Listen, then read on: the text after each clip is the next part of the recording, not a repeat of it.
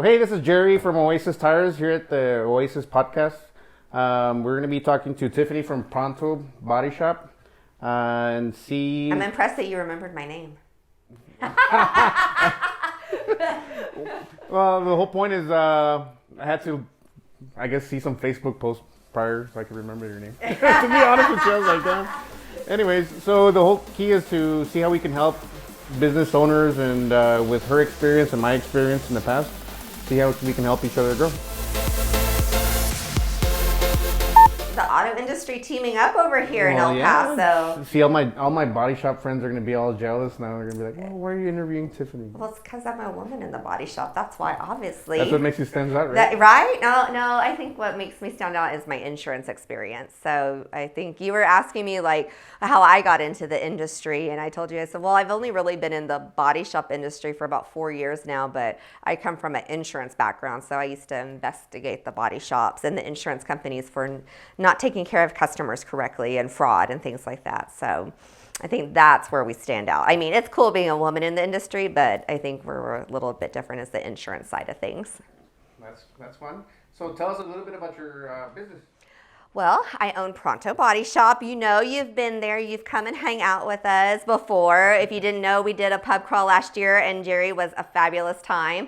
I learned that I need to put my dancing game because it was not on point, and yours was on point when you came to the shop. So I need to get on that. Cut. No. There's no cutting. This is real.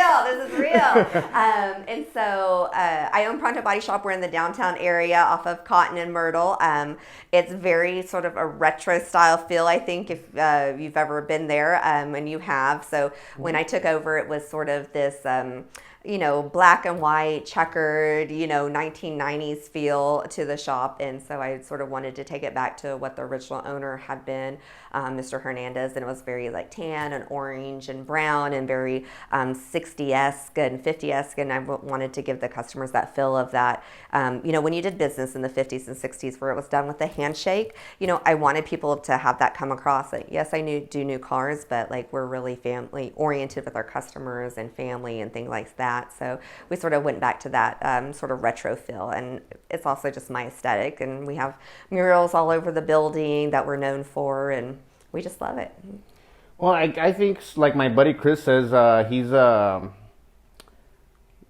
we're in the people business that happens to need body repair, pretty much, right? Pretty much. I'm in the business that I'm in the people business. I've always been really oriented, especially I think a lot of times when people like need my services, it's because they've been in an accident and it's frustrating, it's overwhelming. And let's be honest, no one likes to deal with insurance. Everybody thinks the insurance company is just taking your money and they're always going to screw you over when you have a claim. That's like the general idea that most people have. And I think, for us, being able to reassure those people and make sure that they're comfortable and they understand, like, hey, the insurance company is saying this. It's not because they're not wanting to pay, but these are the reasons why. I think it makes it more comfortable for people. So I'm assuming there's some sort of trick to working with insurance companies. I think you have to understand where they're coming from, and a lot of people don't understand insurance policies in general. And so, if you have, even in our industry, in your industry, people have these predispositions of, certain things. And if you don't know that industry or don't know how to work with that industry, it can be more frustrating. So I think it's not that there's a trick to working with it. I just think you need to know the terminology and where the insurance companies are coming from in reference to things, because what they're looking at versus what a customer is looking at versus what we're looking at are so many different things. So that's what you bring to the table. Pretty much, you'll take care of the customer where you're the one that's the point of contact for your insurance agency. Right, and a lot of shops don't do that. Their point of contact is, okay, well, hey, this is what your insurance company says. Like, deal with them. Like, you don't agree with it, too bad. Or hey, your car's still sitting here and there's not been an insurance approval. Like, call your insurance company. It's not our problem. And I think coming from the other side of things, because I saw so many people get taken advantage of, and I saw how like frustrating it was for people, that for me it's really important to make sure that doesn't happen, because realistically, yes, the customer picks me to fix their car, but the insurance company is pretty much the one paying for the most part. So I need to make sure it's a happy balance between both of them. So I just think it's really important. Awesome. So for all all those people that have dreams of becoming business owners, can you tell us a little bit more of how'd you start your business? You're gonna work a lot of hours. I mean, like, what's your average that you work? I work somewhere in the neighborhood of about 100 hours a week. You think? I'm going to ask the guys in the back. I'm going to ask and see if they're calling BS on you. You know, like I said before, when I was not working for myself, you know, maybe worked 40 to 60 hours a week. And, you know, when you work for yourself, it's, you know, 70, 80, 100 hours a week. And, you know, I think it's nice because everybody's always like, oh, you own your own business. That's awesome. Like, you can just take off whenever you want. I'm like, you're so funny. Like, I can't just take off whenever I want, you know, because if I'm not bringing in work or I'm not handling stuff, you know, my employees, you know, business isn't coming in, and my employees, you know, lifestyle and their work and stuff are affected. And so, I don't know, I feel a lot of pressure in reference to that. So, I mean, I think for me, owning my own business was, I don't like people to tell me what to do. You know, so yes, there's a lot more pressure on like owning my business and making sure I have enough money coming in, and I, you know, take care of my employees correctly and I pay them a good wage, but, you know, and that's really stressful, but I'd rather have that than having somebody in a corporate setting telling me what to do and then me not agree with it and trying to change it. And because it's a corporate setting, I can't get anything changed. So I don't think I would do well in that setting at all. But can you tell us a little bit more of like your experience of how, I mean, what made you get into the body shop industry? Basically, I'm an idiot. I was like, sure, this is a great idea. Let's do this. And that's what I did. And there wasn't a lot of thought behind it. It was just jump on in. I'm a very like, sure, let's do that. Bam. Okay, let's do it. Let's just jump on in and get it done. And then it's like, oh crap. Well, maybe I should have like thought about that a little bit. But I mean, that's just my personality. Like some people, and I think, you know, people think like plan stuff out, and planning stuff out is really good. Like, do I have this? Do I have this? Do I have this? But I think it's scary when you plan stuff out like that, because you're like, oh my gosh, you know, I'm going to have to bring in this much business to have this much money to pay these loans to get this type of building. And I think when you do that, you sort of also sometimes set yourself up to the I can't, because you're always afraid of like all this other stuff you have to do. So I think sometimes by just being like, let's just do it, and okay, you know, think about it a little bit, you know, but sometimes you just have to jump into it. If not, you're just going to always question yourself and be like, no, I can't do that, or I can't do that, or I can't do a podcast because I don't know what to talk about, you know, it's just anything. I just like to jump in and try it. I mean, my poor office staff, Valerie, has to deal with that all the time. This weekend, I'm at the Bassett Center because they're having Be My Neighbor Day, and I have an alter ego, if you didn't know. We have a cape, it's Protos, the Caped Collision Crusader, and I dress up like a superhero. I have a mask and everything with a cape that says Pronto on it. Really? Yes, and so I like got myself into, I was like, Valerie, I'm going to be at the Bassett Center for the Be My Neighbor Day for PBS with the kids for 4 hours, dressed up like a superhero. And she's just like, oh my God, like what the hell is wrong with you? We need to see some pictures of this. Oh, they're on Facebook. And so, make sure you upload them. I got the orange mask, a belt that says Pronto, and a cape that says Pronto Body Shop on the back. I'm all about just being all out there. Well, I mean, that's part of marketing and what differentiates your business, and I guess other businesses. Yeah, I mean, we are really family oriented, or we try to be. I mean, because I don't know how it is here, but I would have to say we see more women in our business than men, because a lot of times women are just the ones handling stuff. Sorry, they're working and handling all the daily lives of everything. Well, I hate working with my sister. I'm just kidding. No, I guess you do. That's okay. No, I'm just kidding. My significant other works with me, and I want to fire him almost every single day, so it's okay. So what's the biggest struggle you've had, and how'd you overcome it? You know what? I think just for me, the biggest struggle, it's not competition. Well, I think the biggest struggle is I have a hard struggle with the insurance companies wanting to lead business to other companies, just because a lot of people don't realize when you call your insurance company and you have an accident, and they say, do you want to go with one of my preferred body shops or preferred collision repair facilities or preferred windshield glass places. They don't realize that company has contracted with the insurance company and they're giving them something in return. And so that business, that insurance company is leading that business over to them. So for me, that's really hard to overcome, because the person that's dealing with the claim and that's going to be paying for it is trying to lead that business elsewhere. And a lot of people don't realize, like, hey, a large corporation isn't just going to lead hundreds of thousands of dollars of business to another business for free. They're getting something in return. And I think that's our hardest struggle, is combating that, because people want to know, well, are you on my preferred list for my insurance company?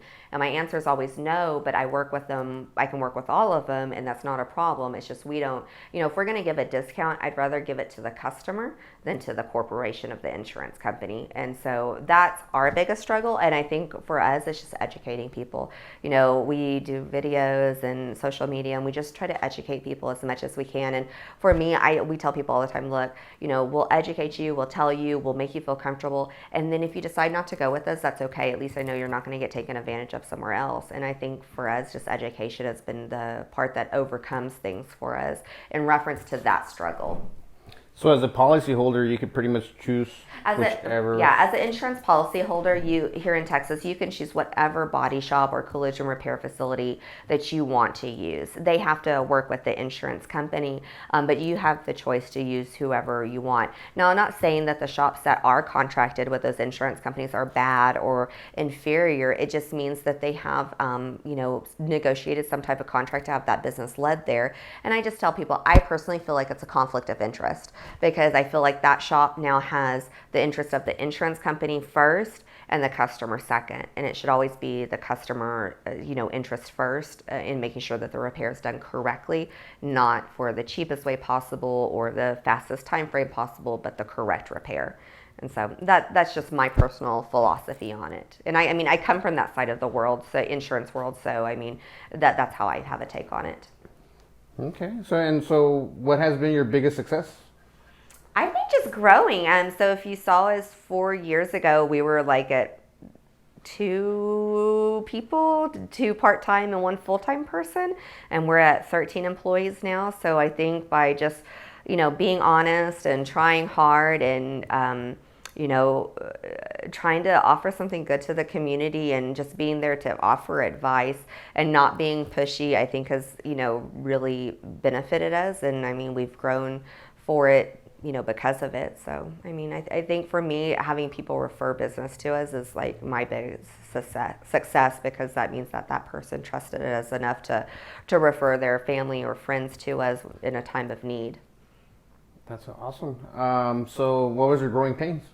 All kinds, like 5 million growing pains. They're still growing pains. It's hard. It's hard. I know you know it. You have multiple locations and stuff, and it's hard to keep it all together. And y'all are a much bigger company than we are, but there's always just growing pains in general. Employees. Money and employees. Those are the biggest growing pains, I think, for every business always. Do you have enough money, and are your employees doing what they're supposed to be doing? And I think that's hard. I think we've cultivated some really good employees that we really trust and we really love now. And I think that's been a really big benefit. But money and employees, that's the struggle of every entrepreneur, I think. So how hard is it to find, because I know you got a great staff out there. How hard is it to find somebody that's skilled in order to do that? It's hard. Even with your industry, it's like somebody comes and says, yeah, I know how to do this, this, and this. And you're like, okay, do you really know how to do it? Or you just know how to say you know how to do it? And so for us, it's like, okay, great, you know how to do it. Come in on Saturday, I'll pay you minimum wage. You work half a day. Let me see what you can do. Let me give you some assignments on stuff like, doors that, are going to be thrown away or whatnot. And let me see what you can do. And then I will gauge if I want to offer you a job or not. Well, that's that's for me. In reference to like office people and stuff, it's different. But as far as skilled labor in reference to very specific stuff. I mean, because somebody can tell you they know how to weld, and then they come in and they weld, and you're like, dude, that's not that's not gonna hold nothing, Or like when Javier tried to freaking weld a thing for Bree's baby, I was like, oh my gosh, that thing's gonna fall on top of the baby. We cannot use that. Like, we need to go back to welding school here. That not holding. Like, he wanted to make like a baby mobile with the metal, and I was like, and hang like little wrenches off of it. But I was like, but every time we moved, like one of the pieces would fall off. I was like, you're not putting the baby underneath there. No, like not happening. So, you just have to sort of test it out because I don't want to be like, okay, you know how to section a car? Great. Bam, here's a car. Cut it in half and weld it back together. And I don't know for sure that you know what the hell you're doing because, people can have certifications and go through schools. It doesn't mean anything sometimes, especially in our industry. I want to make sure that they know how to put that car back together and the wheel's not going to fly off as it's going down the street, That's awesome. How do you do it? How do you decide on skilled labor, You know what? It's kind of hard, like in the tire industry, to find somebody that's skilled. So we do tons of training, and we go through. A lot of people. And the bad part is that sometimes the people that know how to do the work, they end up quitting within a week or two. So it's hard. It's all about. It's a struggle. It's a structuring, a training, but obviously my process is a little bit shorter than yours. Yeah, because yours is a slightly different, on what you're doing and stuff. But no, it's hard. My guys like to run people off sometimes too. They like to break them in. See, they got the. Can you? Are you gonna be able to stay here? Can you handle it? And I'm like, why did that guy not come back from lunch? They're like, I don't know. I'm like, I'm sure y'all do know. You're just not telling me. So obviously with success, there's always failures. What has been one of your biggest downfalls? I think just the amount of stress I get sometimes. I think, it's hard, and sometimes I get overwhelmed. I'm not going to lie. One time Val's, she was like, was your boss walking down over the Cotton Street Bridge pissed off? And she's like, yep, probably. I'm just like, I can't handle it. I'm done. I'm walking away. And I got like mad and like walked over the bridge. I was like, I'm not doing this anymore. I think for me, it's just not letting it get to me, the stress level, because it can be super stressful and having deadlines and money and employees and everything. So I think that for me is my biggest downfall. I care a lot, and so sometimes it comes back to bite me in the ass because I let it stress me out too much. That and I've in the beginning, I think my biggest I can say like we were growing, and then you grow and then you go back a little bit, and you grow and you go back, and as we were in that growing phase, and I had to let an employee go, and I think for me I felt like a failure that I couldn't, a good employee that I wanted to keep that I couldn't keep. But you have to realize it's like that in business all the time. You can't, especially as you're growing and trying to make the business, sometimes you can't. You can't make everything work, but I think the stress level for me. What about you? What's your biggest failure that you're like, damn it, like, why did I do that? My biggest failure was going to be, I had to close a business down, or multiple business. I've always tried, it seems like on the front end, people think that I'm successful all the time, but I've had multiple business failures. So like my podcast we're doing, the imposter entrepreneur, everybody's always like, man, you're doing fabulous, you're doing great, and you're like, am I really? I'm not positive about that. I'm glad that comes off that way, but I'm not quite sure that's what is actually happening. Is that how you feel sometimes? Like everybody thinks you're doing really well, and you're like, crap, am I? I'm not sure. Well, you get tied up in business sometimes, and then you but you start stealing time from like family time or from friends time or just even time for yourself. I wake up at 4 a.m. and then plan my day and then do whatever I could do at work or at bed. I'm on my phone, and then I go to sleep like at 10, 11. And it's hard. 7 days a week. Yeah, I know. Trust me, I do. But I try to get a little bit more sleep. If not, I'm not a nice person. Let's be honest. I mean, Well, realistically, that's what you get coffee for. I had breakfast this morning. I had a piece of pizza and 2 donuts. So, I mean, that's the real story of being an entrepreneur right there. I mean, it was National Donut Day. What was I supposed to do? Well, you're running across the shop. I'm assuming probably. Yeah. Well, yes. With a baby on the hip, because Bree has her baby there. So I had a piece of pizza in my mouth and the baby, and then I was telling the guys what to do with the cars. And then as far as what are your thoughts on on money and borrowing money, I guess, for business expenses? I really don't like it.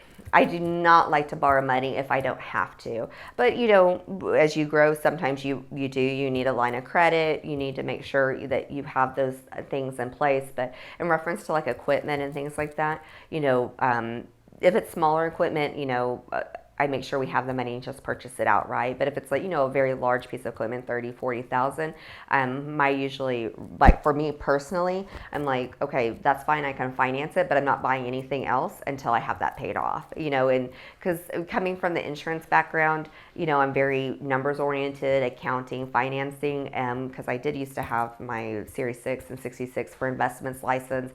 And I just, you know, I'm very particular about money. You know, I still, you know, we do all of our own accounting and bookkeeping in-house, just because I like to be able to know on point specifically where we're at. So I think the biggest downfall for most businesses where they get themselves into problems is that they don't focus on the money side of things.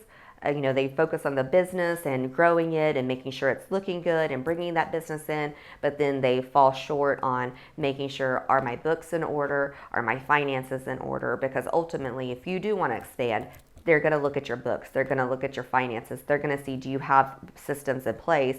And if you don't, they're less likely to give you that, you know, financing versus, you know, if you have that in order. So for me, having my books and stuff in order is really important. And I think that's where a lot of businesses fail, is because they don't do that and they don't know where they stand on money or how much their stuff is costing. And that's where they get into trouble. And I mean, because you can be a great body man, you can be a great tire guy, but then to then turn around and, you know, make a business, it's different because a lot of those guys, you know, aren't used to doing books and accounting and stuff. And that's where you see a lot of shops and stuff fail. It's because, you know, you can be great at what you do, but then running a business is completely different.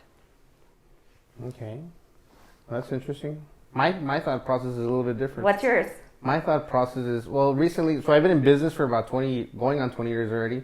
But I didn't really understand money and how cash flow can make your business grow. Obviously, in a short sentence or whatever, my whole point is, how can you borrow money for, I don't know, well, 5% and then double it or triple it within X amount of time frame, pretty much. I mean, that is a point there too, but ultimately you still have to have the back end of stuff, you know, squared away, because if you're borrowing for 5% and you're trying to flip it into making 10, 20% profit by increasing sales or whatnot, that's great. But, you know, if you still need to have, how do you know you're making that 20% if you don't have the back end squared away? Yeah, you obviously need. Yeah, so I think that's why, you know, people have these great ideas. Okay, great, I'm going to borrow this at 5%. I can turn it around and make 20%.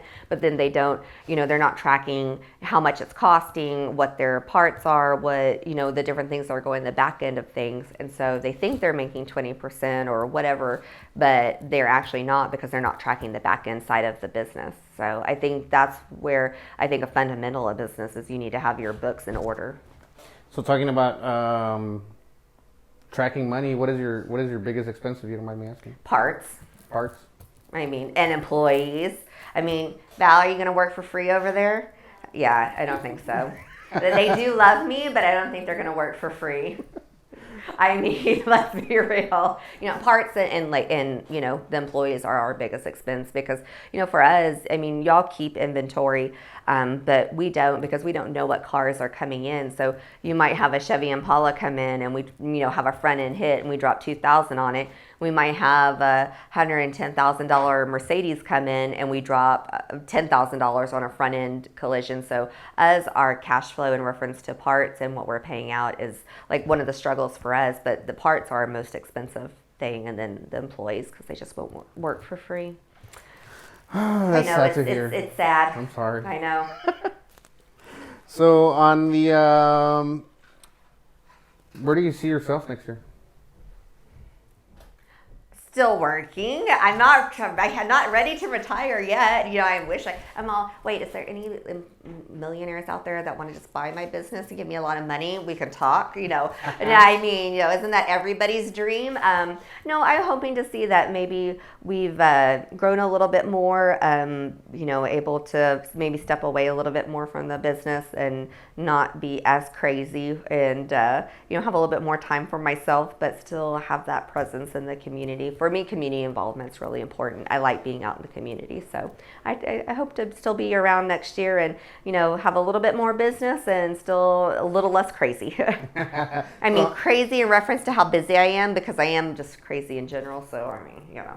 So tell us, how do you contribute, not contribute, but how are you involved in the community? I mean, we're just super involved. You know, we have, you know, networking events where we have businesses that get together. But, you know, like I was telling you, the Be My Neighbor Day, you know, where I dress up like a superhero for 4 hours, you know, like things like that. I mean, we just like to be involved in different community outreach and things like that. So as somebody points out to me that I have a hard time saying no to things, I like to say yes to everything. And so, you know, that means that, you know, we're out doing stuff. Yes, you need burritos for your church. Okay, we're coming. Or yes, you need this. Or you're having a nonprofit. Yes, I will be there. You know, just, you know, we like to just make appearances and be out there and support. And, you know, the Alzheimer's Association this weekend is having a fundraiser and a car show. And so, yes, we will bring our car out there, you know. And so I just think that it's important to have a face in the community.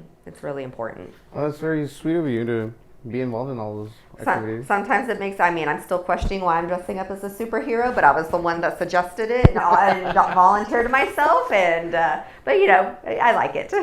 That's fun. So what is your life goal? Not I'm not sure. You know what, for me personally, it made me, I think it's the same as sort of my business. Some people ask me, well, you know, what's your like goal in business? And I think it's sort of the same in my life. It sort of intertwines. It's one, am I providing a good service to my community, something that they need, that is something that is needed in the community. Two, am I taking good care of my employees? Am I providing, you know, a good work environment with living wages that they, you know, can provide for their family? And three, am I able to support myself? And I mean, I think if I can check off all those three things, and am I doing good in my community? If I can check off those things, then that's my life goal. Is, you know, for me, I've always lived by the philosophy, it's people forget what you do and people forget what you say, but people never forget how you make them feel. And that's for me, I guess my life goal is, it doesn't matter if 1 million people remember me or no people remember, well, not no people, but just that one person can say, like, she made a difference in my life. That's my life goal. That's awesome. I had to think about it for a minute. I'm all millions of dollars? No, that's not it. Is there a message that you want to give out to all the business owners out there? Don't give up. Even when you're crying and walking over the bridge and quitting because you don't want to do it anymore, walk back over the bridge, suck it up, and just keep going. Because I mean, I don't know if you've gotten like that, where I'm just like, why am I doing it all? It's stressful, it's tiring, and you know, just don't give up. It's something that you want. Obviously, we wouldn't be here if we didn't want it. So I mean, it's hard to say, you know, in the moment when you're having a panic attack and you think everything's going to hell in a handbag and you're not sure where the next paycheck's coming from, it'll come. You know, have faith in yourself. Awesome. It's hard to do. It's hard to do, but you have to. Awesome. Well, that's Tiffany from Pronto Body Shop. Make sure you follow us on social media, prontobodyshop.com, and then Facebook, Instagram, YouTube, everywhere. You'll see us out there. And then if you ever need a insurance claim fixed or a car fixed or painted. Just advice, we're always there. Awesome. Well, thank you very much. Thanks, Jerry.